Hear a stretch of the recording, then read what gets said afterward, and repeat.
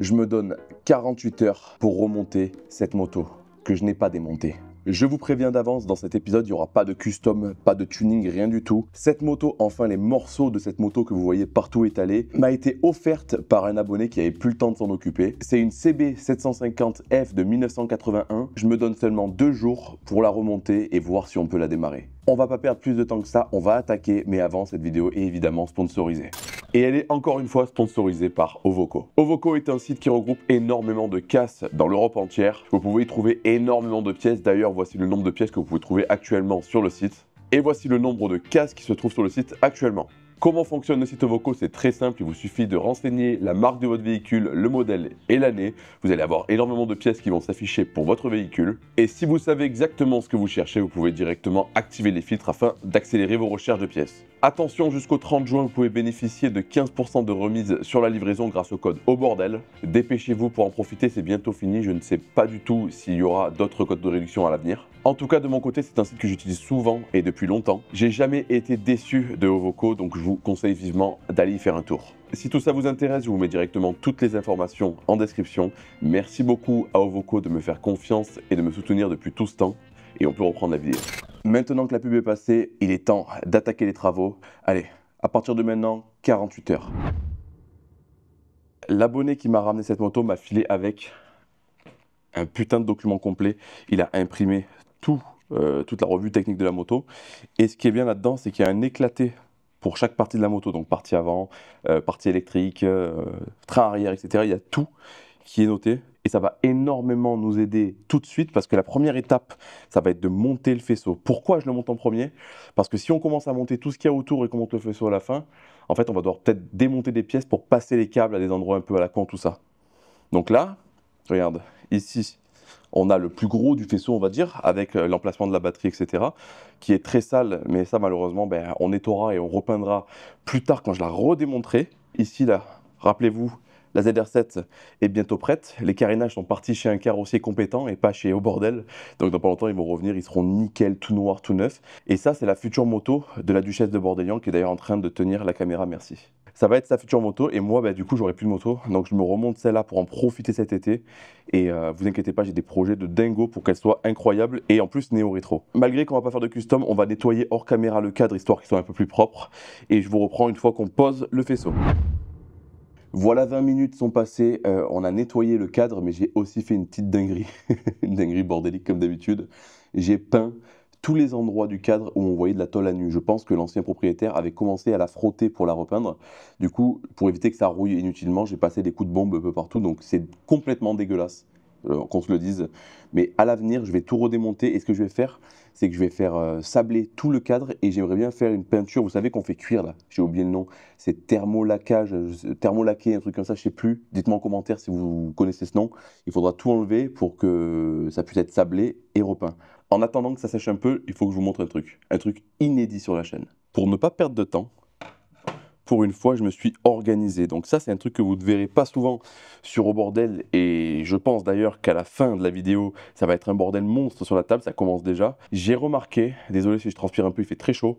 J'ai remarqué que tous les projets mécaniques, que ce soit hors caméra ou alors pour les vidéos, je perds énormément de temps à chercher les outils. Et ça, malheureusement, tant que j'aurai pas mon propre garage, je pourrai pas faire une organisation nickel pour pas perdre de temps. Donc là, pour une fois, vu que je travaille pas souvent dans ce garage, je me suis fait une organisation. On va voir si ça me fait gagner du temps sur ces 48 heures. On attend que ça sèche, on remonte le faisceau. Donc là, on va commencer à passer le faisceau à l'intérieur. Tac. Donc voilà, comme je l'ai dit, j'ai pas démonté cette moto, donc c'est un peu de la découverte au final, parce que je ne la connais pas du tout. J'ai dû travailler sur des motos comme celle-là, mais franchement, je me rappelle pas de toutes les motos que j'ai bossé. Et l'avantage, c'est que l'ancien propriétaire était méthodique. Du coup, il a laissé les câbles, les vis, pardon, à leur place. Donc là, par exemple, ça va être facile à repérer. Ça, c'est un gros avantage. Donc merci à toi si tu regardes cette vidéo. Donc là, ça va comme ça. Hop. Première pièce montée. Je pense qu'on a bien avancé pour cette vidéo, donc on va se dire au revoir sur ça. Et on se retrouve très bientôt. Évidemment, c'est une blagounette. Il faut bien rigoler, il faut bien se détendre. Là, j'en peux plus. J'ai déjà ultra chaud, c'est un enfer. Donc là maintenant, il faut qu'on vienne monter ce plastique-là et ce plastique-là. Donc le pare-boue arrière, qui est en deux parties en gros quoi. Encore une fois, il a laissé les écrous dessus, génial. Et là, il va falloir faire passer le câble par-dessus, là. Ça doit venir s'enclencher quelque part, je pense. Voilà. Ok, plaf, en place. Tac. On peut remettre les écrous ici. On peut faire passer le câble directement dans l'emplacement. Elles étaient bien faites ces motos quand même à l'époque, c'est une folie. Hein. Hop, on remet les vis sur les côtés. Vu que je la remonte complètement, mais la moto je vais la connaître par cœur et ça sera ultra facile la prochaine fois que je vais la démonter pour faire les modifications que je compte y faire. Sachant que j'ai prévu de lui monter un faisceau sur mesure si vous voulez avec un M-Unit. Je ne sais pas si ça parle à tout le monde, mais en gros c'est un petit boîtier qui contrôle tout. Il faudra le cacher dans la moto quelque part où on ne le voit pas trop et on pourra faire vraiment un faisceau plus moderne, plus fiable au final. Voilà, et on pourra mettre des feux LED, enfin des feux LED, des clignotants LED sans qu'il y ait de problème de clignotement. Je crois qu'on peut même démarrer la moto à distance. On peut mettre un coupe-circuit par exemple qu'on peut désactiver qu'avec le téléphone, ce genre de truc. C'est très néo-rétro, c'est caché, mais moi je trouve ça trop cool. Et je vous cache pas que depuis que j'ai commencé à toucher un peu la Max EQ, que ça a commencé à me plaire, eh ben, j'ai de plus en plus envie de faire des trucs électroniques, tout ça, ça me chauffe de plus en plus, et ça en fait partie, donc c'est un truc que je compte faire. J'ai carrément contacté la marque Moto Gadget pour voir s'ils étaient chauds pour faire un partenariat avec moi. Pour l'instant, j'ai pas de nouvelles, peut-être qu'ils s'en foutent complet de ma vie, c'est fort possible, mais qui ne tente rien à rien. Le phare avec les clignotants cassés, des clignotants qu'on ne gardera pas parce que je les trouve affreux. Je sais qu'il y en a beaucoup qui adorent ces trucs-là, moi je les trouve dégueulasses. Donc on les changera plus tard, mais pour l'instant, on va laisser ça juste pour la vidéo. Donc là, je branche le phare dessous. Clac, on vient le poser sans pincer les fils. Tac. Voilà, c'est remonté et c'est sur Silent Block pour les vibrations, etc. C'est du Honda, ça ne m'étonne pas. Alors, hors caméra, j'ai remis le faisceau le long du cadre. Je le fixerai temporairement un peu mieux avec des riselants. Même si j'ai les fixations d'origine, et ça c'est beau, hein, les trucs en plastique avec du métal à l'intérieur là. Donc là, on va devoir remonter la fourche pour ensuite basculer, mettre la béquille centrale, pour ensuite glisser la roue arrière avec le bras oscillant. Donc là, je vais essayer de ne pas faire un carnage. Voilà. On va venir la glisser. Ok. Tranquillement, sans la rayer. Je l'ai volontairement pas nettoyé pour voir les traces de serrage là. Hop. Ici, on est réglé exactement comme il était d'origine. Tranquillement. Ah, vous voyez, les traces que je vous dis, la trace de rouille là, en fait, ça me permet de m'arrêter au T inférieur, exactement là où il était serré avant. Voilà. Maintenant, je peux venir serrer. Ça sert à rien de serrer trop fort aussi. Si tu serres trop fort, tu risques de péter le T inférieur ou le T supérieur. Donc, ça sert à rien. Je resserre le T inférieur. Hop.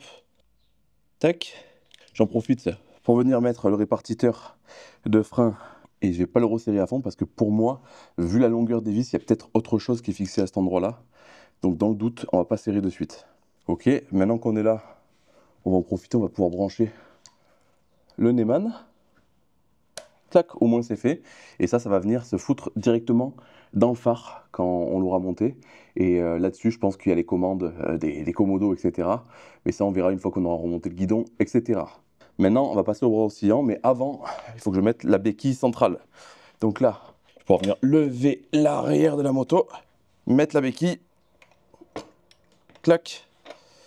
Ça va être beaucoup plus simple pour bosser maintenant, parce qu'elle est plus bancale. Vous voyez l'état de la béquille là?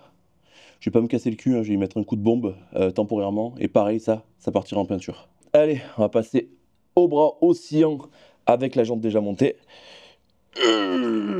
Putain, ça pèse un âne mort ce truc là. Donc là, très simple, je viens la mettre en place. Je vais l'avancer. Et là, en fait, la difficulté, ça va être de venir mettre l'axe en même temps, les platines sur les côtés. Comme ça, hop. Donc déjà, on va le laisser poser comme ça. Tu vois? Boum, ça tient, magnifique. Oui, si je la fais tomber, ça va pas le faire. Maintenant, il va falloir passer l'axe à travers. J'ai eu peur. ici. Donc là, il faut que je passe l'axe à l'intérieur. Je l'ai graissé. Ça, c'est pareil, c'est des petits détails que je peaufinerai aussi par la suite. Là, il faut le passer comme ça. Hop. J'aurais aimé le fixer. Pas qu'il fasse comme ça, là, mais tant pis. Tout seul, c'est un peu galère. Clac. Voilà. Je le passe à l'intérieur. Et de l'autre côté, je vais mettre la platine aussi. Et un écrou avec sa rondelle. L'axe que j'ai bien sûr nettoyé avant. Et pour le graisser, on a des graisseurs sur les motos à l'ancienne qui sont au milieu du cadre, tout ça. Donc on pourra graisser mieux, même après montage. Et ça, c'est coolos. Alors, j'ai dû couper, enfin, on a dû couper la caméra parce que c'était un peu galère tout seul. J'ai remonté un amortisseur de l'autre côté juste pour que la moto tienne sur sa roue arrière. Et là, je vais venir engager la roue avant, tout simplement. Rien de bien compliqué. J'ai bien sûr défait les étriers. Et oui, je sais qu'il ne faut pas faire pendre les étriers sur eux-mêmes, mais on va dire que c'est des trucs hyper légers par rapport à l'auto, tout ça. Donc, je ne les fais pas pendant longtemps, juste le temps de monter ça. Voilà, ça commence déjà à ressembler à une moto, qu'est-ce que t'en penses? C'est assez rapide, je pense que les 48 heures, on en est loin quoi. Je pense que d'ici ce soir, elle est remontée la moto. Donc on va dire peut-être 48 heures pour... Et non, j'ai pas de chaîne, j'allais te dire pour aller rouler, mais j'ai pas de chaîne. J'en aurai jamais demain, c'est mort. On va dire, allez, 48 heures pour qu'elle soit pimpante la moto. Prête à accueillir sa nouvelle chaîne et aller rouler. Premier carénage à monter avec le support ici, clac. Ça, pour tenir les durites de frein. On vient de poser ici. Et là, en fait, ce qui est un peu chiant, c'est que tu pourras pas filmer. C'est que je vais devoir visser à l'intérieur parce que les vis se vissent ici, là. Je sais pas si tu vois. Là, ça doit être noir. Il fait un peu nuit. Bon, c'est pas grave, t'inquiète, il n'y a rien d'intéressant. Bon, je suis pas habillé pareil, mais c'est toujours la même journée. J'ai une excuse, hein. Je suis allé me faire couper les cheveux et la barbe. Ouais, je pense que ça se voit par rapport aux séquences d'avant, j'étais abandonné. On a préféré attendre qu'il soit tard, là il est 21 h, pour qu'il fasse un peu plus frais. Parce que vraiment j'en pouvais plus, il faisait beaucoup trop chaud, même dans le garage. 36 degrés je crois aujourd'hui. C'est trop, c'est trop. On rentre dans la période que je déteste le plus. Je préfère me peler le cul que crever de chaud comme ça. Qu'est-ce que j'ai fait hors caméra? J'ai fixé le pare-boue. J'ai monté les étriers de frein. Et là maintenant que tout est prêt à être monté, j'en ai profité pour mettre un petit coup de bombe sur la béquille, histoire qu'elle ne soit pas trop rouillée, tout ça. Là je pense qu'on peut approcher le moteur et on peut commencer à réfléchir à comment je vais le monter. Parce que là ça va être la merde. Il va falloir que je le mette sur le cric, donc le soulever, le mettre dessus, venir le placer comme il faut, mettre l'axe. Ça va être une sacrée merde, je vais en chier. Mais au moins, une fois que le moteur sera remonté, il y aura une belle partie qui sera faite, quoi. Voilà, donc au pire des cas, tu poseras sur le trépied, tu viendras m'aider si je galère trop. Mais voilà, une fois que le moteur sera remonté, il ne restera plus grand-chose en fait, hein. Alors du coup, le moteur, faut réfléchir là. Ce que je vais faire, c'est que je vais mettre le cric ici. Là. Et je vais essayer de transvaser le moteur, qui pèse une tonne, hein. Au passage, c'est des vieux moteurs. Et j'essaie de ne pas me ruiner le dos. Allez.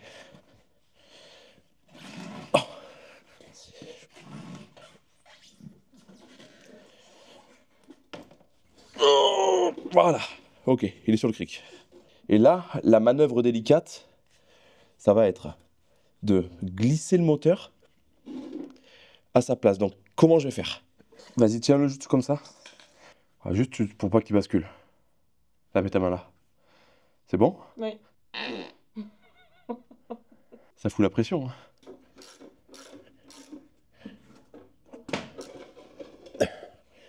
Ok. Ça me fait penser aux Africains, là, qui soulèvent les moteurs, tu sais. Ça va passer. Allez. Si je le bascule comme ça... Oh, je suis mort, je suis vieux. Attends. Si je le bascule un peu comme ça, je pense qu'il va passer. Il fait trop chaud. Il manque vraiment 1 mm. Ah mais non, j'ai pas enlevé l'axe moteur devant, il a laissé dessus. Faut que tu l'enlèves. J'avais pas vu qu'il avait laissé l'axe dessus. J'espère que je l'ai pas tordu. Non. Voilà, bon, j'ai réussi à le passer, je l'ai mis de travers complet. J'ai défoncé le cadre et je pense que j'ai défoncé le câble de compteur aussi, de contour. C'est pas grave, ça peut se commander seul aussi. Est-ce que tu te sens de descendre un peu le... Voilà, parfait, ça descend, vas-y. En fait, là, je vais passer l'axe pour bloquer. Hop. Descends encore un peu. Ah, ça y est, il est passé. Et là. Premier axe moteur. Je suis en sueur totale. Tu peux filmer ça, regarde. J'en peux plus.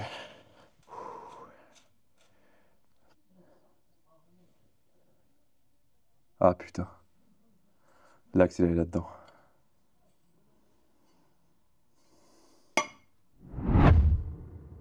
Il est midi 21 le lendemain. J'ai pas travaillé ce matin, j'avais des trucs à faire, mais hier, on a terminé aux alentours des 22h30 à peu près. J'ai coupé parce que c'était hyper redondant de nous voir galérer avec le moteur et la duchesse m'a aidé du coup à passer le moteur plus facilement. Ça a été une vraie galère parce que j'ai été induit en erreur. Le support moteur qui est ici était monté à l'avant du moteur, vous m'avez vu le démonter. En fait, il n'allait pas du tout devant, il allait ici. Donc il y a eu un gros micmac au niveau des supports moteurs. Et le pire, c'est que quand j'en montais un, je mettais le deuxième, ça passait. Et les troisièmes, enfin, il y en a plusieurs de vos supports moteurs, mais ça passait plus. Ça se montait plus. Ça tombait plus en face et tout. Donc c'était une galère. Il a fallu le tenir, forcer un peu dessus pour passer les axes et tout. C'était vraiment pas intéressant et très chiant. On a dû passer au moins 1 heure juste à poser le moteur. Sachant que le moteur fait 88 kg. Et je pense qu'il y a de l'huile dedans, donc allez, on va dire 90 kg. C'est la merde. Hors caméra, j'ai également branché un petit peu des trucs. J'ai branché des capteurs, des conneries, le relais démarrage là. Et là, ben voilà, j'allais monter les bobines d'allumage, des trucs comme ça. Donc en soi, il n'y a plus grand chose de vraiment intéressant, malgré que je vais les filmer. Il faudra monter aussi le phare à l'avant avec le support, etc. Venir foutre le bordel là, mettre le guidon, les poignées, les commodos, etc. Tout connecter et tout foutre dans le phare de la moto sans que ça force trop. Parce que d'origine, c'est monté d'une façon où ça se ferme juste à peine, quoi. Ça ferme juste, en fait, il y a très peu de place à l'intérieur. Donc il faudra bien calculer ce coup-là. Je vous cache pas qu'hors caméra, j'ai monté le réservoir et la selle pour voir la gueule qu'elle avait. Elle a du flow, elle est magnifique. Donc bien sûr, ça, plus tard, je pense que je vais le virer parce que je sais qu'il y en a beaucoup qui aiment le côté origine, mais je trouve que ça gâche toute la moto. Plaque jaune, hein, donc à l'ancienne. Donc allez, on va monter ça, on va continuer. Avant ce soir, c'est fini de toute façon. On n'en parle plus. Est-ce qu'elle va démarrer? Je sais pas, parce que je ne peux pas nettoyer les carbus, j'ai pas le kit de réparation. Et en plus de ça, le temps de le recevoir, la vidéo sera sortie. Donc au pire des cas, ça fera partie d'un prochain épisode avec la partie esthétique de cette moto. Parce que je vais pas faire 300 000 épisodes dessus non plus. Je vais en faire 2 ou 3 maximum, pas plus. J'ai remarqué que quand les projets sont trop longs en vidéo, ça intéresse beaucoup moins de monde. Les gens voient la première vidéo et regardent la dernière, mais pas ce qui se passe au milieu. On passe les deux de ce côté. Là, vous ne le voyez pas, mais il y a des emplacements pour venir la visser.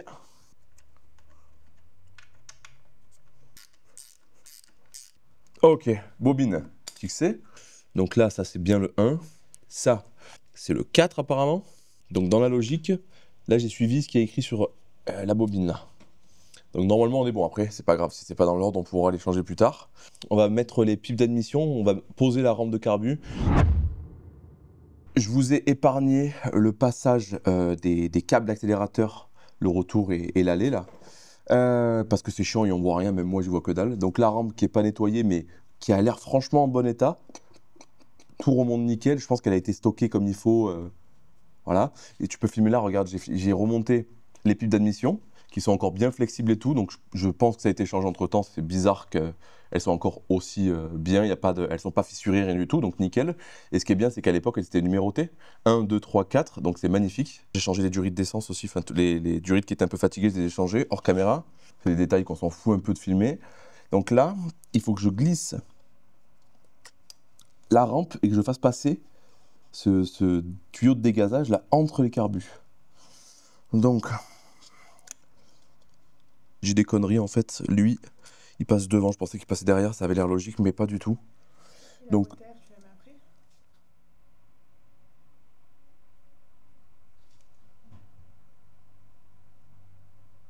la boîte à air.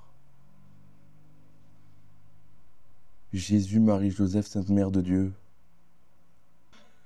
La boîte à air. Putain, bien joué! suis choqué là, bien joué. Bon bah écoute, on va écouter la duchesse et on va mettre la boîte à air avant, parce qu'elle a totalement raison, faut la mettre avant. Hop, on va laisser ça pendre, la boîte à air, que tu as en plus nettoyée. Magnifique. Par contre, ce qu'on n'a pas fait, c'est l'ouvrir pour voir l'état du filtre à air. On va l'ouvrir avant. Ok. Il est vieux. Il est un peu poussiéreux, mais dans l'ensemble, ça suffira pour un premier démarrage. Il n'est pas trop pourri. Malheureusement, j'ai pas de soufflette ici. Filtre à air à l'ancienne, hein. Putain. Putain, j'en reviens pas que tu m'aies fait penser à la boîte à air, quoi. Tu serais pas célibataire par hasard, toi? Si c'est grâce à toi qu'il y a moins de bordel, tu sais, les gens, ils vont t'en vouloir. Hein. Comme quoi, au début, tu connaissais rien à la mécanique et ça commence à enregistrer. Hein. Je vais continuer à te former. Un jour, tu feras la mécanique avec moi. Hein. Donc voilà, pour un premier démarrage, ça suffira largement. Il est très propre, il est juste vieux. Ça a dû fondre sur l'échappement ou quoi. Hop. Ça, c'est au cas où s'il y a de l'huile qui stocke là-dedans, ça coule par terre. Voilà. Ça passe. Donc ça sera pour la bloquer en place comme ça. Et en attendant, on va devoir venir brancher ça. Déjà, au moins, c'est fait. Hop. Donc le dégazage du bas moteur. Elle passe entre. Comme ça. On va venir les enfiler au milieu comme ça. Sans faire trop de dégâts. Je sais que tu vas vouloir filmer ça. Mais c'est très compliqué. Si tu veux filmer de ce côté, tu verras mieux. En fait, le câble de starter, tu vois, il passe là. Dedans. Et voilà. Là, tu vois, regarde. Tu vois le truc qui monte? Et là, tu fais passer le câble dedans. Hop. Et tu viens de t'arrêter sur la partie métallique du câble. Et tu viens serrer. Tu viens juste bloquer le câble avec la vis et une petite clé BTR. Hop. Et là, maintenant. Voilà, regarde en bas. Tu vois? Et ça, c'est un truc qui va terminer ici, avec les pontées de guidon. Voilà, ça va être là. Comme ça. Donc maintenant qu'il est monté, on va essayer de le faire passer. Lui, passer de ce côté, je crois. On peut continuer à passer la rampe. On se retrouve seul avec la moto. La duchesse est partie, elle a dû aller travailler. Elle est tatoueuse au cas où, si ça vous intéresse. Et vous pouvez la retrouver sur mon Instagram directement ou alors sur le sien, l'encre de Calypso. Je vous le mets à l'écran. Donc si jamais vous êtes intéressé dans le Vaucluse pour un tatouage, ça peut être intéressant. Donc voilà, la rampe de carbu est montée, la boîte à air aussi. J'ai fait passer tous les câbles. Maintenant, je vais monter l'araignée là devant qui tient le phare en faisant passer proprement les câbles et tout ce bordel pour ensuite mettre le phare en place. Et on viendra monter le guidon, etc. pour mettre les poignées et tout le bordel qui va bien. Le compteur, enfin voilà, tout le bordel qui va à l'avant de la moto. Et une fois qu'on aura fait ça, on aura bien avancé. Il ne manquera plus qu'à monter la chaîne, monter les carénages, monter 2-3 conneries, mettre une batterie et voir ce que ça dit. On va venir faire passer tout le faisceau sur le côté, au milieu là, hop. On peut passer les câbles d'accélérateur ici. Je suppose, hein, j'ai pas regardé la revue, je sais pas exactement comment il passe. Mais on va dire que là, ça devrait le faire. Ou alors est-ce qu'il passe plus haut? Est-ce qu'il passe comme ça? Bon, dans tous les cas, je pourrais les bouger plus tard. On verra ce que ça dit tout à l'heure. Donc là, on va venir monter le guidon avec le ponté. Je pensais qu'il y en avait deux, mais en fait non, c'est un gros truc Honda, vous allez voir, c'est un truc chelou. Donc le guidon qui est ici, et ce truc-là, qui sert en fait de ponté. Et en plus, il y a un interrupteur dessus, qui n'est visiblement pas d'origine, ça a été, on dirait que ça a été percé, ou alors peut-être que c'est d'origine, mais c'est un truc d'époque, quoi. Donc on va découvrir ensemble à quoi ça sert, j'en ai aucune idée. Tout bêtement, là-dessous, il y a les fusibles. J'ai commencé à engager les vis sans serrer. Donc on va essayer de le mettre à peu près comme il faut, je sais pas trop l'angle encore, on viendra régler ça plus tard. Je me fie aux anciennes traces de montage. Pour voir si ça paraît cohérent, je monte dessus. Et non, ça paraît pas du tout cohérent. On desserre un peu. Comme ça a l'air pas mal. Encore une fois, réglage à peaufiner. Ça a l'air détente comme moto en vrai. Hein. C'était considéré comme des sportifs ça à l'époque. Ah bah putain. Nickel.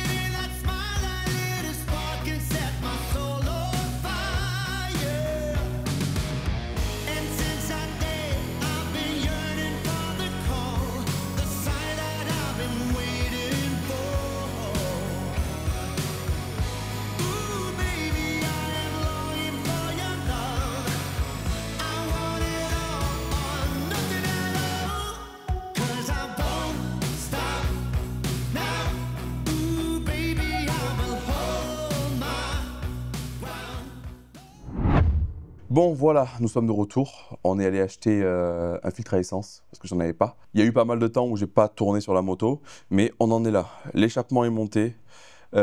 Toutes les commandes à l'avant sont montées. J'ai pas monté les phares parce que le câblage là, c'est pas possible ça. Il y a des... Non, je peux pas laisser ça, donc je le referai tranquillement hors caméra, proprement à l'intérieur du phare. J'ai monté les klaxons, j'ai monté une batterie, celle de la ZR7, j'ai mis une masse à l'arrache ici, tu peux filmer, regarde. J'ai mis une masse à l'arrache comme ça, vraiment, pour tester. Il y a le contact, et là... On a du jus déjà, c'est une bonne chose. Le compteur, pour l'instant, j'ai pas trop de... Ah si, voilà, on voit le high beam là, qui s'allume. Après, je sais pas ce qui va fonctionner, ce qui va pas fonctionner, on verra bien. Donc là, ce que je vais faire, c'est que je vais monter le réservoir. Mais il y a un truc à savoir, c'est que le réservoir, il est pourrave. Donc, enfin, il est pourrave. Il commence à rouiller, il n'est pas complètement rouillé. Donc, je vais aller chez Peter aussi hors caméra et on fera comme on a fait sur la ZR7. On mettra de l'acide caustique, c'est ça? Soude caustique pour le nettoyer et ça devrait repartir nickel. Et si jamais ça ne suffit pas, je ferai hors caméra aussi un kit Restom pour traiter l'intérieur du réservoir contre la rouille. Donc là, on va le poser. Comme ça, on va déjà voir un peu la gueule qu'elle a, comme ça. Ah, ça déchire. J'adore cette époque, putain. Je suis pas un grand fan de moto japonaise, hein. Je pense que vous le savez, mais je suis plus Harley, tout ça. Mais il faut avouer qu'à l'époque, elles avaient quand même une certaine classe, ces bécanes, quoi. C'est maintenant qu'on va rigoler. C'est là, là? Tu filmes? Ouais. Donc là, c'est le moment de mettre l'essence. Je pense que je vais en foutre absolument partout. Ah oui, c'est sûr.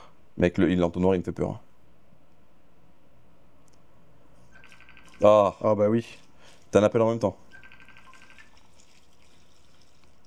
C'est de la merde, l'entonnoir. Ok, donc j'ai réussi tant bien que mal à mettre de l'essence en mettant partout autour. Bah écoute... Démarrage. Écoute, maman est près de toi. Il faut lui dire, maman, il y a quelqu'un pour toi. Oh, dis-lui. Horrible, mec. Le réservoir est monté, j'ai mis de l'essence dedans. Le robinet, malheureusement, fuit. Donc, il faudra le commander, le changer. Mais c'est pas grave, j'ai mis un chiffon juste pour tester. Et là, on va le mettre, hop, ouvert. Et on va voir si ça craque ou pas.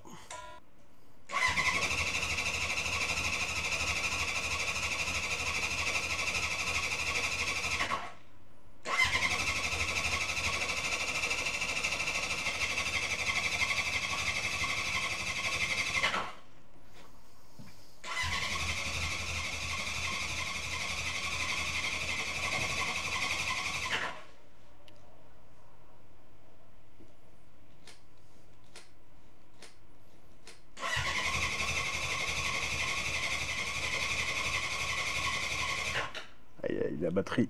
La batterie commence à faiblir. Ouais. Je crois que les cuves, elles se remplissent pas, là.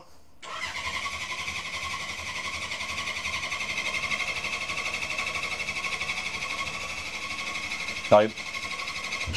Oh. Oh.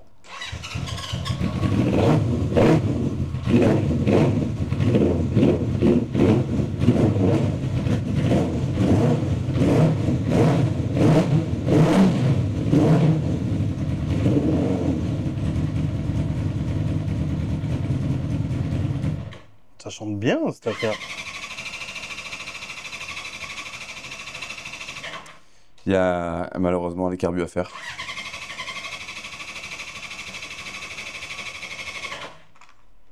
Je sais pas si elle nous refera une petite musique là. Une petite musique. Ouais, je sais pas si elle chantera encore pour nous là.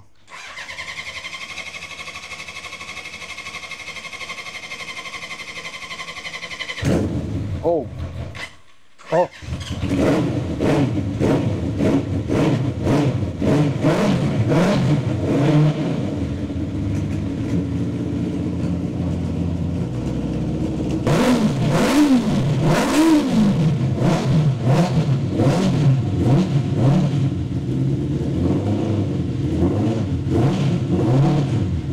Coupe.